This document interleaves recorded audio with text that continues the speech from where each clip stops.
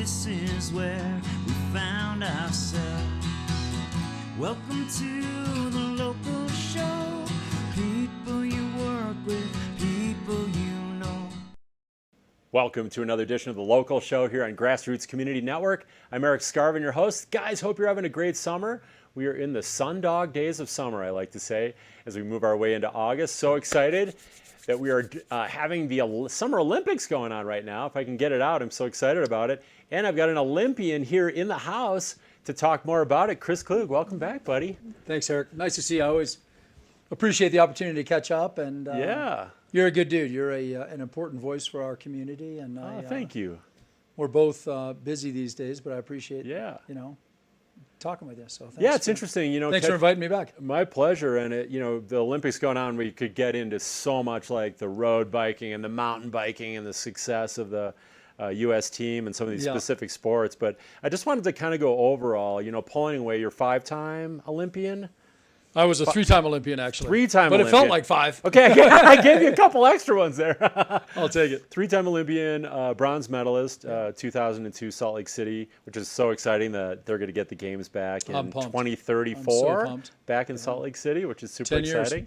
But what does that Olympic spirit mean to you when you were competing, and has that changed now that you've retired from Olympic competition? I think I've shared this with you before, maybe on this show. But I was an Olympic fan long before I was an Olympian. And I have great memories of watching the Olympics with my mom and my grandma and, watching Billy Johnson and Eric Heiden and all of my Olympic heroes as a kid. Yeah. And I always aspired to be an Olympian. I didn't know what sport it was going to be in. And sort of funny how, my real passion of board sports and then ultimately snowboarding became an Olympic sport. And I was able to be a part of the first ever Olympic team. And of course, win a medal here 6 hours from Aspen in Salt Lake City. And it was a dream come true. I got to do something I love and something that I was always loved, the Olympics, and be a part of that in a sport that I loved. And so for me, these 2 weeks of the Summer Olympics, it's so exciting. And my son, I was joking with my 10-year-old boy. I said, hey, honey, let's put our mattresses in the living room, so we got a perfect spot. And we're not big TV watchers unless it's the Broncos or the Olympics or a few other Tour de France, events, maybe. Tour de France for Major sure. sporting events. What like a that. month with the Tour de France and then rolling right into the Olympics. That's the only thing that's been helping with tour withdrawals. Is having the Olympics happening to take the place of that. So we got our mattresses in the living setup. room and the TV's on with Olympic action 24/7. Is it more about, the spirit? Is it more about the competition itself, or is it more about kind of the energy and the inspiration around it? Or is it kind of a combination, the Olympic spirit?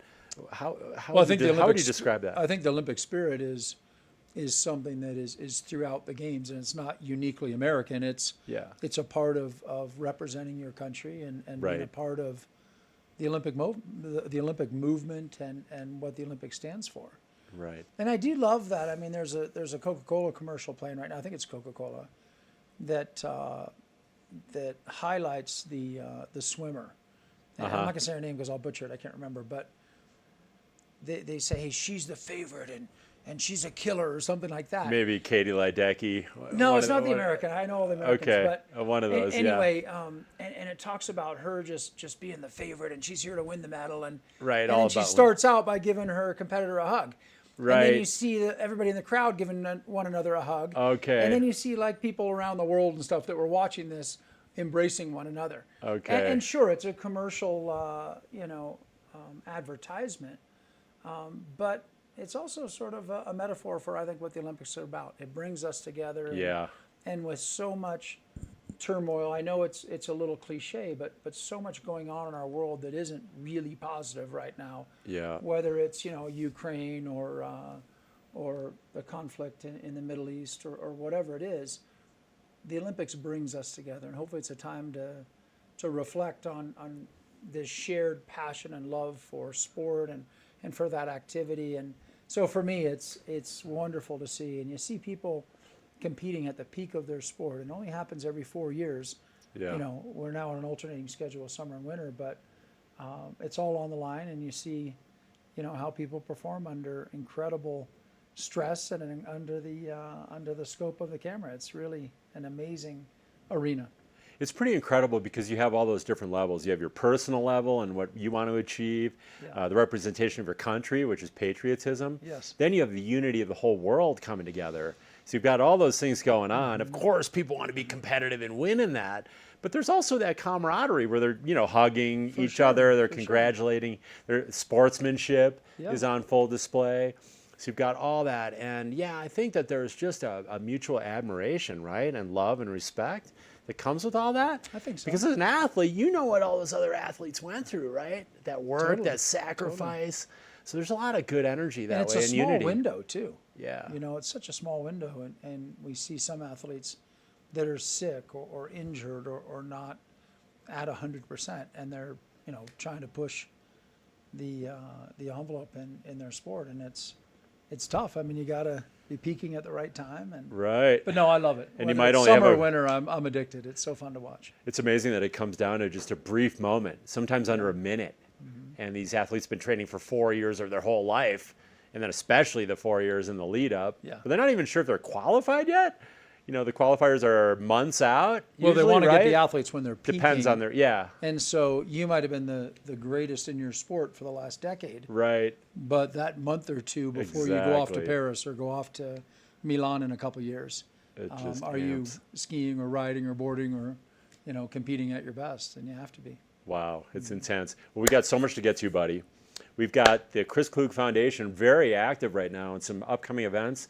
Hopefully you guys can take advantage of. We're going to take our only break of the show first. We want to thank our summer underwriters, including Aspen Square, Gonzo Nation and Windwalkers, Haiti Children, Klug Properties, Paradise Bakery, Pitkin County Solid Waste Center, the Hope Barn, Sundog Athletics, Local Spirits, and the Wheeler Opera House. We're going to go to our only break. It's about 2 minutes, guys. We're going to talk about Wine and Dine for Life coming up this week, Summer for Life this winter, and so much more. So don't go away.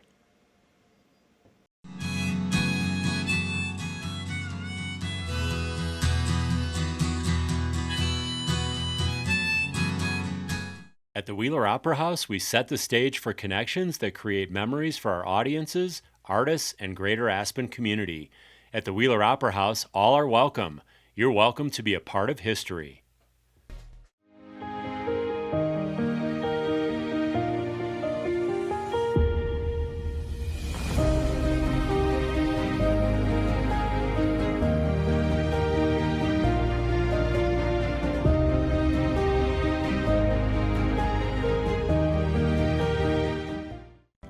I'm so passionate about this community. I absolutely love living here and raising my family here.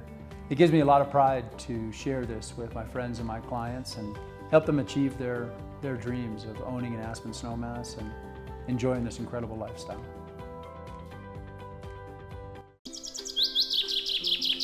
Want to live like a local? Help us reduce food waste, a major contributor to climate change. You can help in 3 simple ways. Plan menus carefully and only buy what you need. Collect unused scraps for compost. Buy ugly fruits and vegetables. Reduce food waste. Live like a local.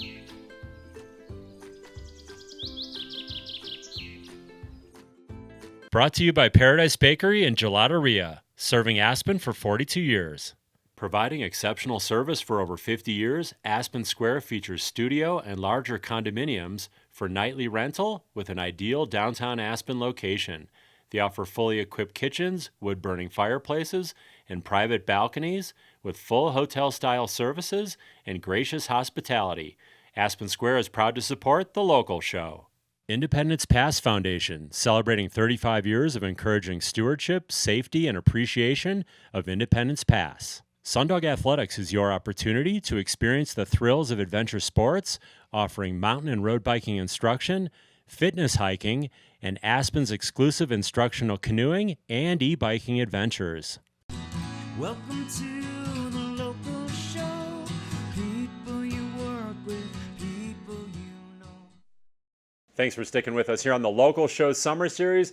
I've got Olympic bronze medalist Chris Klug in the house just in time for the Summer Olympics. So real quick, buddy, were you more of a Summer Olympics fan growing up or an Olympics winter or just both? 6 of one, I'd say a big half fan dozen of the other. I'd say a big fan of both summer and Both. winter Olympics, but Summer and winter. as a winter Olympian, I have to say I'm a little biased for the winter. And of course, where we live and where I've lived most all of my life, I'm a huge fan of winter, but also summer. Yeah, well, backtracking before you earned your bronze medal, you were, in a life-threatening situation with a rare liver disease. You were on a wait list for a life-saving liver transplant. I was. And really, your organization, Chris Klug Foundation, is about lowering that number of people on the wait list, which is over 100,000 people in the United States waiting for life-saving organs. Can you talk about being on that wait list and not that uncertainty and not knowing if you're going to get that organ or not? Well, it's extra poignant this week because just a couple days ago I celebrated 24 years since my life-saving liver transplant, and Wow. happy to still be here. It's an incredible thing to go through, and I reflect. We had a little pizza party at the house and watched the Olympics and ate pizza together the other night with some friends and family, and Celebrated that. celebrated that, and to think where we were 24 years ago. Wow. Yeah. And hoping I was going to wake up from that about 6-hour surgery after, as you alluded to, almost 6 years on a transplant waiting list. And that's a precarious place to be. Your whole life is put on hold, and you don't know what your future holds, and if you're going to get that call for a second chance or not. And you also reflect on at what cost that comes, and the great need for organ donors in our country. And that's a real emotional and mental struggle for all recipients. And really, before the lights went out as a result of the anesthesia, and I went to sleep for the liver transplant, I just made a commitment as a part of my faith and to my family and to myself. I said, if I get through this, I'm going to do everything I can to give back and help at the time it was well over 103,000 people. Back in 2000 when I had my liver transplant, I said, I'm going to do everything I can to give back, and that's what Chris Klug Foundation is all about. All of my involvement is strictly volunteer. For example, on Friday night at our wine and dine event, Missy and I buy a couple tables, and I write a check to race Leadville every single year. And I don't bring that up to tout our charitable giving with our foundation, but it's something I believe so deeply in. It's my life's mission, and so we do really fun events and fundraisers like the Wine and Dine coming up this Friday, or Summit for Life, as you said, December 2nd this year, our 19th annual Summit for Life, which you've been a huge supporter of and a part of almost every one of those, and helped us bring the action last year at the top. Almost froze to death, but you and Marley were up there cheering everybody across the finish line, and it's my life's mission, and we won't give up until, as we say, #eliminate the wait, and the need for solid organ transplants is gone. Everybody that needs a transplant can get one, and we got our work cut out for us still, but we're not giving up. Well, let's dig in a little bit because for people who want to be involved, who want to have fun at one of these fun events, you've got your Wine and Dine for Life this Friday, August 2nd. It starts at 5 o'clock at the Snowmass Club? You're exactly right. Can you tell us a little bit more about that? Because that's a fast approaching opportunity here. It is. It's coming up this Friday. Really fun event. The Snowmass Club, Three Peaks Bar and Grill is the host for that. We've got Derek Brown Band playing live. Nice. We have our CKF awards recipients will all be there. Our Bounce Back Give Back Award winner, transplant recipient. Our Hero Award, which is a donor family member, actually 2 donor family members this year. Wow. That also are passionate cyclists. And then our community champion that gives back to their community and helps support someone through the transplant process or helps support the transplant community. So they all tell their stories, which is really powerful. Yeah. We've got great meal by Snowmass Club. Schaumsburg Winery is providing the wines and some bubbly. Very nice. Great live music and dancing, and it's really a fun event. That's cool. So these awards, you guys issue these annually. We do, and we bring out these transplant recipients, donor families, and community heroes. Okay. They're coming out to Snowmass, and many for the first time in their lives to Colorado and/or Aspen Snowmass. That's exciting. And we're going to host them at our house for dinner on Thursday, and then go up to the free Fanny Hill concert and get a chance to hang out with them and celebrate. These are people that have, like me, been a part of that gift of life and either gotten a second chance at life or made the second chance of life possible for somebody else through their support or through their donation. And when I say donation, not financial donation, through the donation of an organ or tissue. And so we're going to celebrate them and celebrate the great work they're doing to help other people. And that's what this is about. Of course, it's a fundraiser so we can continue doing all that we're doing this year. And we have such an awesome team. Our programming director, Anna Morgan Pilardi, and our executive director, Jesse Rochelle, they're all-stars. They're doing an amazing job. Yeah. And Shout out. More events, more outreach, more visitors, more inspiration, more registration than we've ever done. And we even have a new part-time team member, Jessica Smith, that's helping us with getting our toolkit for teachers out in every school across the country. And just, we have an awesome team, and they also, all three of them have connections to organ donation, direct family connections. I didn't know that. Yeah, it's amazing. So shout out to the girls the with ladies CKF. They're doing an amazing job. So this is your all-star team going on very right now. much, yeah, very much. With CKF, because you guys have a ton going on. You also have Leadville coming up. We do. We have 22 riders that'll be racing next weekend, including myself and a lot of Aspenites. John Callahan, who's not on our CKF team, but of course an Aspen local and an ACC racer, will be going for his 3,000-mile buckle. John Gibbons, I think, is going for 23 or 24. I might be a little off. Incredible. It'll be 14 for me, and we'll have 22 racers doing Leadville next weekend, helping support organ and tissue donation, helping us raise a few funds and sharing the message. And then the next weekend we have 5 runners doing the run. So it's a big couple weeks for CKF. Incredible, yeah. So to date that Leadville 100 mountain bike August 8th that weekend. Yeah, I think the race is Saturday the 10th, but okay, I might be off on a day. Okay, I think that's when the weekend. Hopefully I won't be off when it comes to getting to the start line on time. Just don't miss your start. Yeah. But I think there's a whole weekend of events, and then the weekend of events for the trail run, 100-mile trail run in the Leadville area is August 16th to the 18th. Yes. So you've got 3 weekends coming up: Wine and Dine. Yeah. Mountain bike 100, and then the trail 100 coming up for the trail runners. That's incredible. I think Jessica and Anna and Jesse are going to be ready for a nice break. A little break. Next 3 weeks. I don't blame them. But the break doesn't go very long because you guys have events going on throughout the year. We really. You had your recent what was it? Party on the lawn that happened. Lawn bash. We were out here for on the lawn in front of the Red Brick. Yeah. For Aspen Public Radio's event, and we had a booth there with CKF. Right. Promoting organ and tissue donation, encouraging people to have the conversation with their families.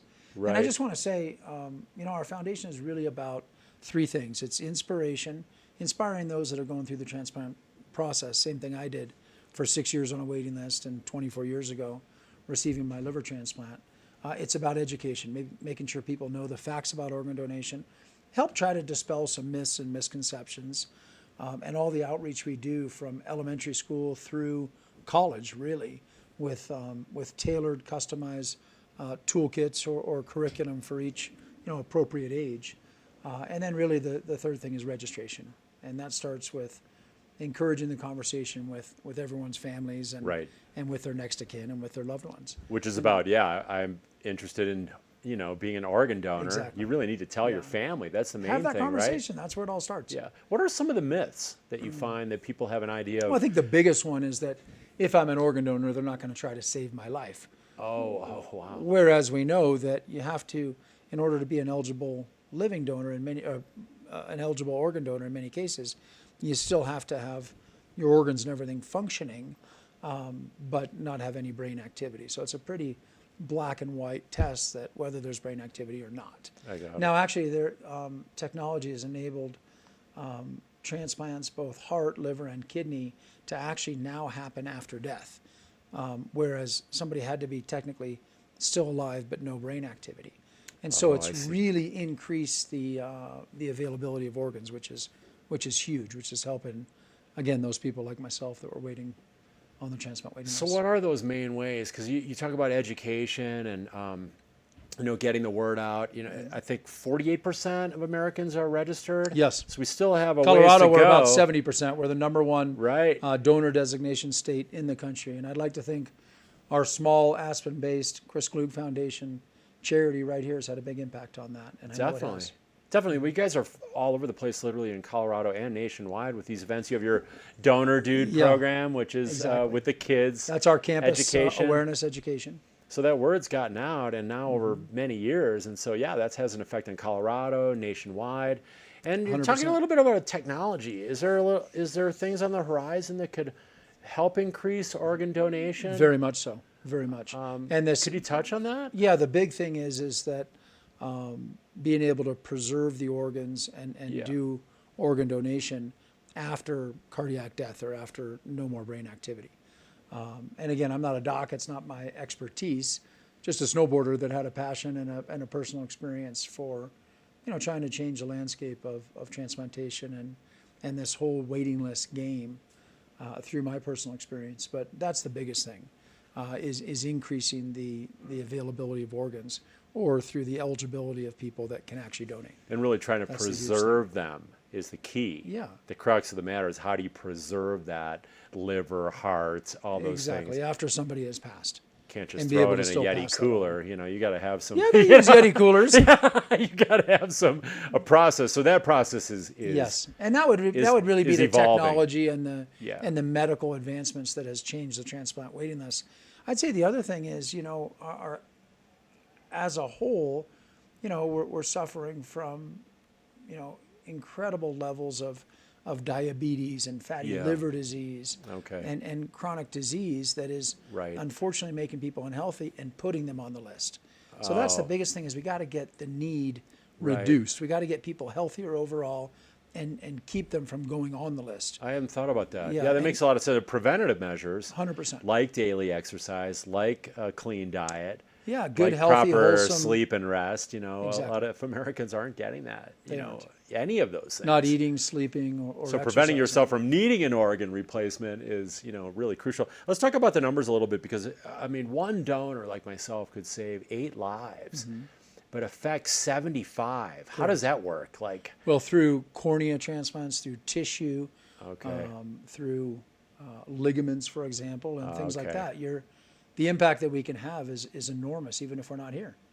And I'm here because of the heroic and selfless decision of another that saved my life and 3 others. Yeah. And so you can save 8 lives through organ donation, kidney, heart, liver, pancreas, all of that. But you can also help a lot of people through tissue, ligaments, cornea, and help someone regain their eyesight, even if you're not here. It's really a miracle. What about the people who are donors? Like, you're going to have some of them at, the Wine and Dine for Life this Friday. These donors, how do they describe their experience? Like, the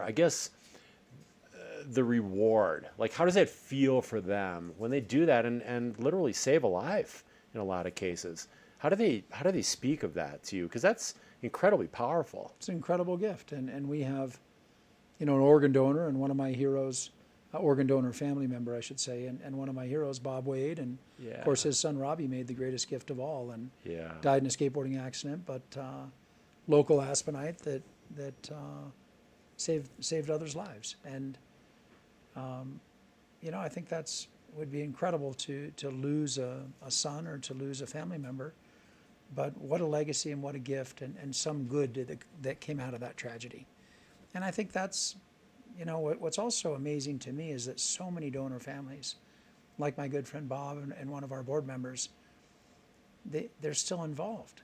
After this horrible tragedy, he's still celebrating Robbie, and Bob's family is celebrating Robbie, giving back. He's been a volunteer board member of our organization for 20 years. He was a founding board member, and he meets in the Red Brick, 6 times a year. He buys a ticket for Wine and Dine. He shows up. He's helping volunteer and donate swag for Summit for Life. Yeah. And he's a donor family, and I think that's the incredible thing about this. And I'm here because of someone just like Bob and Robbie and the Wade family that made that incredible decision, not at an easy time. It seems like you've developed a whole nother family. Like, you've got your nuclear much. family, your wife Missy, and Yeah. your kids Bali and River. Yeah. And then the extended family through organ donation. Yes. And that's got to be, like, how does that feel? Like, to you to have all these relationships with all these people on both ends, right? The donors, the recipients, People like myself who support the cause, Yeah. Racers that come out for Summit for Life, Leadville 100. Like, how does it feel for you? You feel like a big granddad? It's a team. It's a team I'm proud to be a part of. I'll say that. Yeah. And I recognize that in 2002 when I won my Olympic medal, I recognized that, I had an opportunity to help the transplant community and help other people going through the same thing I did, and a great podium to speak from. And that's why we started this foundation, is to help other people and help support the transplant community. And what's amazing is this small town of Aspen of about 7,000 people, or Snowmass of 3,000, or about just under 20,000 people in our county. How many people in Aspen and Snowmass have been affected? Aspen, Snowmass, the greater Roaring Fork Valley, the western slope for that matter, have been affected by organ and tissue donation, both on the recipient and the donor side. Right. It's not something that only affects the Front Range. It affects our small communities right here, and it affects, our whole country. And we're a small little organization with about a $500,000 operating budget, based right here at the Red Brick in downtown Aspen. But we're a national organization having a big impact on the transplant community, and I'm very proud of not just our team and our CKF board and our staff, but really this community that, Right. We're a national organization, but we raise a lot of the funds, like with Summit for Life, or our Leadville teams, or our New York City runners, and a lot that are locals that are, writing checks for $50 or $500 or more, that are also working hard to make ends meet in their lives, but find a way to give back too. And I'm really proud of that, and it motivates me not to give up and make sure that we're good stewards of every dollar raised, and that we're having the biggest impact we can with every dollar. Well, if people want to find out more and say they can't attend one of these events, but they want to support the cause or learn more, ChrisKlugFoundation.org. Yes. 30 seconds. Do you have any closing thoughts, buddy, for our viewers? I mean, there's so much, lots to cover Well, I'd here. say, Lots happy to share. summertime to everybody, first and foremost. This is such Yeah. a magical time in our community. It really is. I would say enjoy the Olympics. It really is an awesome thing to watch. And having been a part of 3 of them and getting to stand on that Olympic podium, it was really something special. And it brings back so many great memories for me. So I would say enjoy the Olympics. And my last thing is, our mantra at CKF is live life, give life. And let's enjoy our lives and make the most of it. And if we're no longer here, hopefully we can help somebody else out. Yeah, and I think it just feels so good when you give at such a meaningful level. I know for me being involved, it's that feeling that you get back that you can only get from giving. Yes. Now, Chris, I'm just waiting for the Olympics of cookies, because I think I've got You'd be on the top of the I've got podium. an entry here. Hopefully it would make the podium. But I wanted to just give you a small expression of my thanks and token of I'm trying to raise appreciation. Leadville in a week, and I'm trying to get a little lighter. You're killing me. So share this with your team next door. Did you have fun on the show, buddy? Always, buddy. Great catching up with you. Great catching up Thanks with you. for So having me this on the is show. it's a pleasure and honor. Organic dark chocolate with cherry infused cranberries. We got to break into Hard those for and me to enjoy say. one right now. Enough Okay. talking about it. Okay, let's do it. Let's demo those bad boys. And I know they're going to be awesome. Thank you, Chris. Thank Thanks, you guys Eric. for watching this week on The Local Show. The Cookie Monster's getting into them. Here we go. You. At the Wheeler Opera House, we set the stage for connections that create memories for our audiences, artists, and greater Aspen community. At the Wheeler Opera House, all are welcome. You're welcome to be a part of history.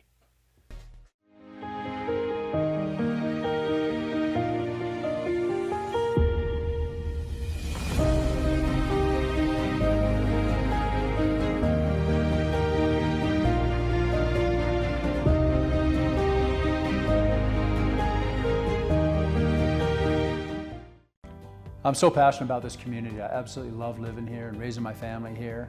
It gives me a lot of pride to share this with my friends and my clients and help them achieve their dreams of owning an Aspen Snowmass and enjoying this incredible lifestyle. Join the string beans in helping reduce food waste in our community. Plan menus carefully and only buy what you need. Collect unused scraps for compost. Ask for smaller portions in restaurants. Take home leftovers to eat later. Donate unopened food to our food bank. Let's work in concert to reduce food waste.